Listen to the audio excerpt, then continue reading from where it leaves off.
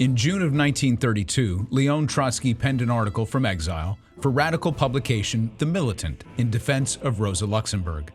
Forever trolling Joseph Stalin, his former revolutionary co-conspirator turned enemy, Trotsky was responding to Stalin's tendency to rewrite history where other revolutionaries were concerned. And we can learn a lot from history, and even more from attempts to revise it. Alexandria Ocasio-Cortez is one of the country's most famous politicians. Scratch that. One of the most famous people who happens to also be a politician.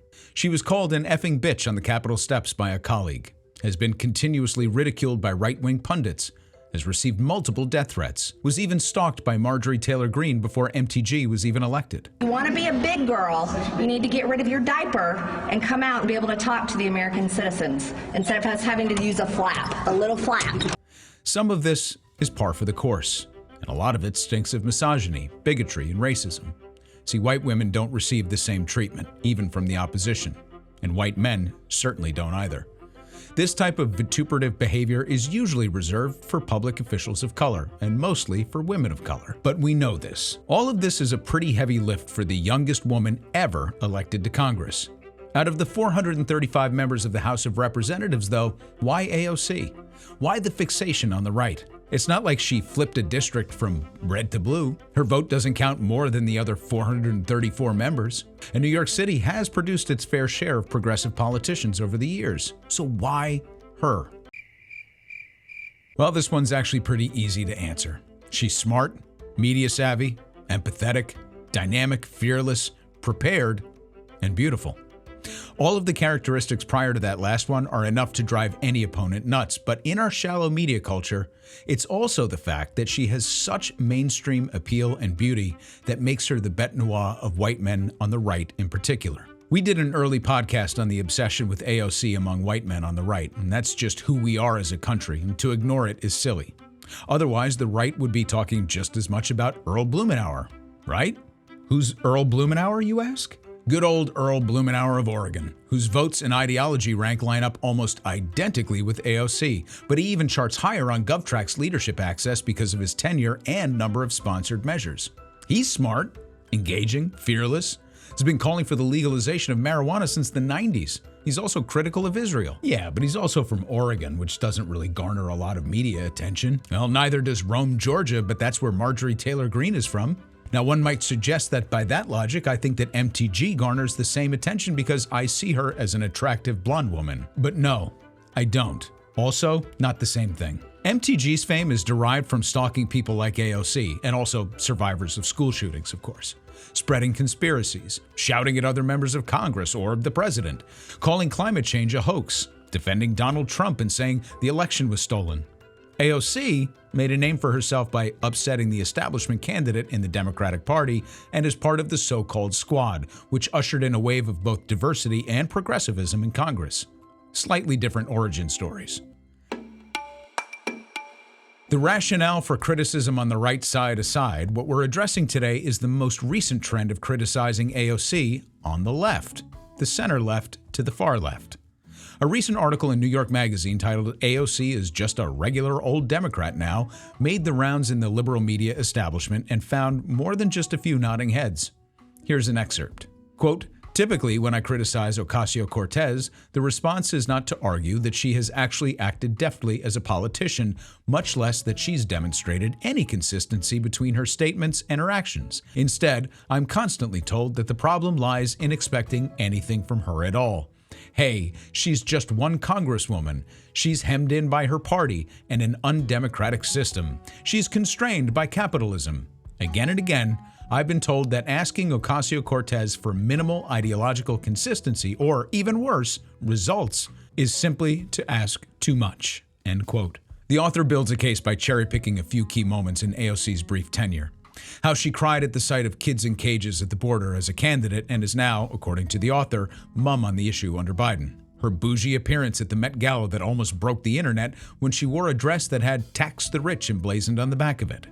Her vote of present on the issue of funding Israel's Iron Dome and tears she shed thereafter on social media. Her supposed acquiescence to Biden's interference in the railway strike earlier in the year.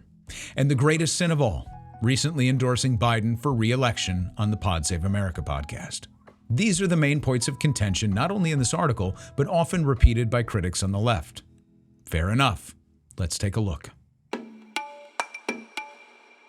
Despite the criticism in this article, AOC is on record ripping the Biden administration for, quote, barbaric border policies, and has repeatedly pressed the administration to do more and do better, including demands for pathways to citizenship, worker visas for asylum seekers, and even reparations for those harmed, among countless other sentiments, press conferences, and support for legislation. AOC created quite the stir by attending the Met Gala in her Tax the Rich dress. So much, in fact, that she's currently under investigation by the House Office of Congressional Ethics, investigating whether she failed to disclose gifts.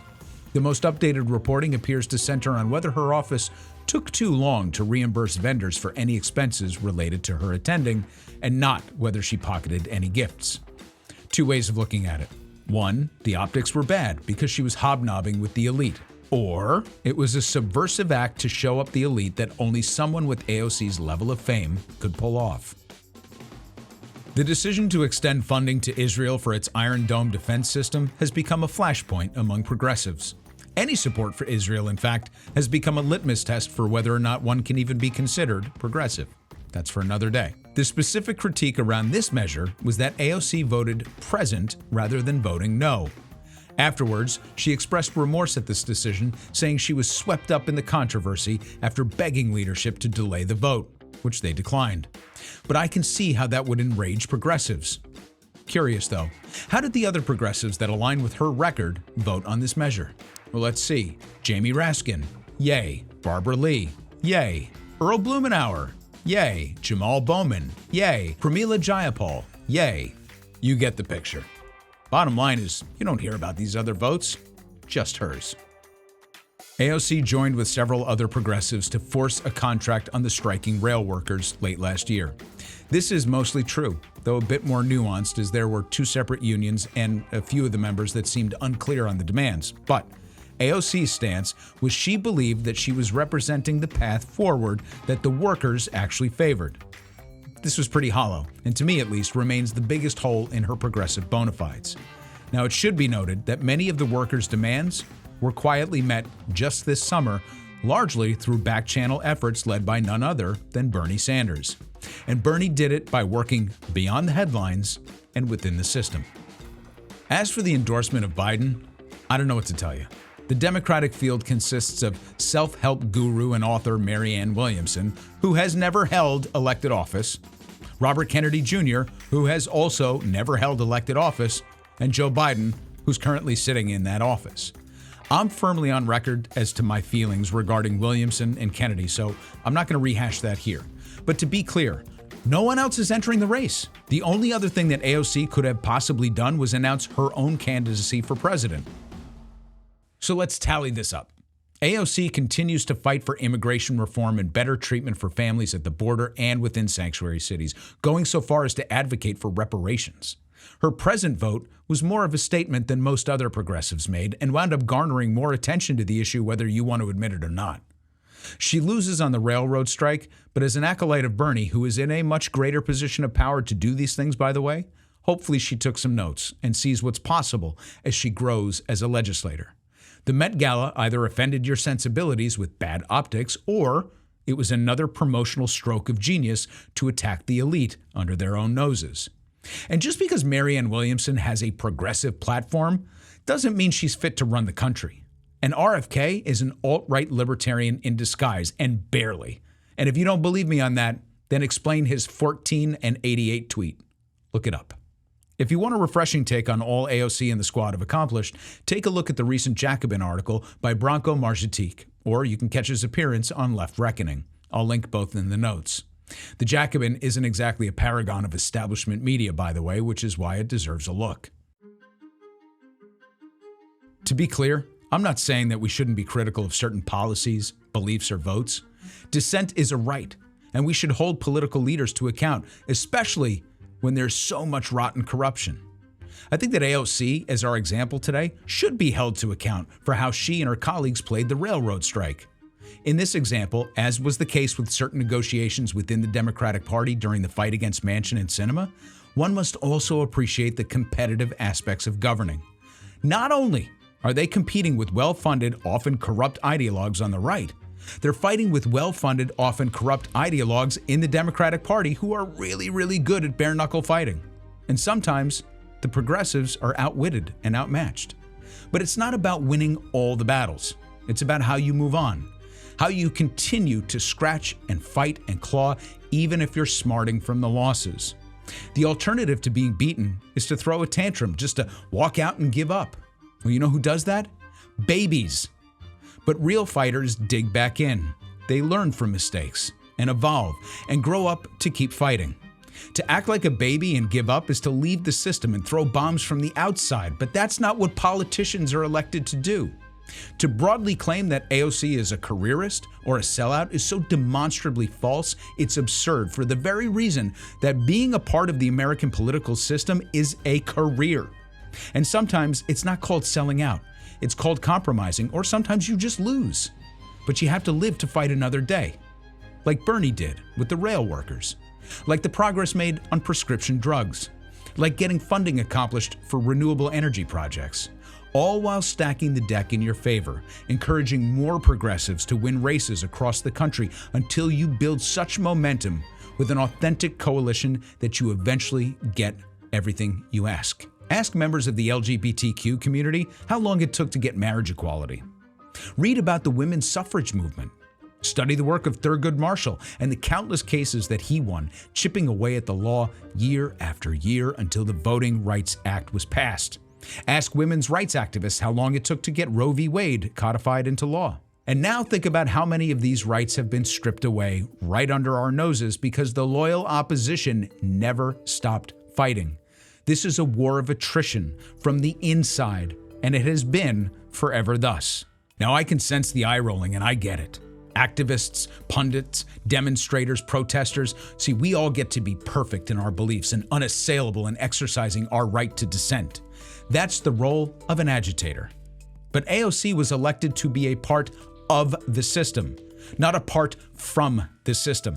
She was selected to do exactly what she's doing: building coalitions, learning, generating awareness, pulling the House caucus to the left, and putting establishment Democrats on notice. And to say she's punching above her weight in doing these things is the understatement of the century. AOC has done more to educate young voters on how government works than every other sitting politician for precisely the reasons enumerated above.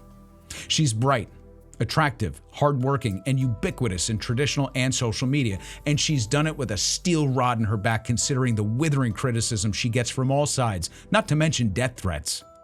Earlier in my career, I received a couple of those when I was a writer, and I can tell you it's unsettling to say the least. Now imagine you're a young woman in today's culture who is now one of the most recognizable faces in America, walking around with the weight of that kind of pressure. In terms of her job, even Republicans concede that she's already one of the most prepared legislators and effective interrogators in all of Congress. Congresswoman Ocasio-Cortez wasn't selected to be the protester-in-chief of the nation. She was elected to represent a district in New York as one of the 435 representatives in the country, 535 between both houses. If you're looking for her alone to change the system, or be on the right side of every single issue that's important to you personally, that's a you problem. That's not her job. As part of this messy system, her job is to be vocal, raise awareness, be on the right side of history and the left side of the establishment. In fact, nowhere is she more criticized than within the establishment Democratic Party because she's so good at her job. Her original sin was taking out one of their own. But it wasn't up to them. It was up to the voters in her district who continued to return her to her seat with astounding plurality. Before AOC and the squad, there was Bernie and Earl Blumenauer. They had no say, no seat at the table, no momentum. Then suddenly, things changed, and AOC became both the face and the lightning rod of the left movement, and she delivered with grace. Her voting record is at the furthest left of the spectrum, period. Not to mention, AOC and the squad have done something even more important than deliver votes. They've modeled success and shown what's possible to millions of Americans who look just like them. who had working-class jobs, built coalitions in their own communities, done the hard work on the ground like Summer Lee in Pennsylvania, and unlike Marianne Williamson or RFK Jr. See, they've demonstrated that you can work hard and make gains as a person of color in a system designed to oppress you for the last 400 plus years. Now that's progress, which I might remind you is the root of progressivism. When Rosa Luxemburg challenged the establishment socialists of her time, she too built coalitions and fought within her parties. She challenged the likes of Kautsky in her home country and Lenin and Trotsky in Russia. She threw herself into the challenges of the day when it wasn't yet clear whether capitalism would survive, when there was a real opportunity for a socialist revolution from Russia to Latin America, and when it became clear that the Kautsky wing was settling for reforms and the Stalinist wing in Russia was leaning authoritarian. She left the system to attack it from the outside. And for this affront, she was murdered. And because she was a woman and a Jew, there are no statues in parks, no movies, no volumes of books about her struggles. Like many of her revolutionary contemporaries, she wasn't always right either. Even Trotsky, who wrote the full-throated defense of her, was critical of some of her beliefs. Now, AOC is no Rosa Luxemburg, but neither is the United States, Germany in the early 1900s. Capitalism has won the war, and new tactics are needed. The system isn't going to be torn down by any individual. There are no political parties, no industrial unions, no cooperatives or movements substantial enough to tear it down. Either it will, as some Marxists believe, ultimately tear itself down, or it will be taken over from within, as the other half of Marxists believe. AOC, the Squad, Bernie, the nearly 100 progressives in Congress today, as opposed to the handful just a decade ago, are attempting to do just that, and their gains are measurable. They've chosen a path that is 1,000 times more difficult than being an armchair warrior. It's not sexy, but it's a lot more effective than being shot in the head at point-blank range and thrown into a river. I admire the minds and hearts of Trotsky and Luxemburg, martyrs, both. But I'd prefer to keep AOC right where she is, our woman on the inside. Here endeth the lesson.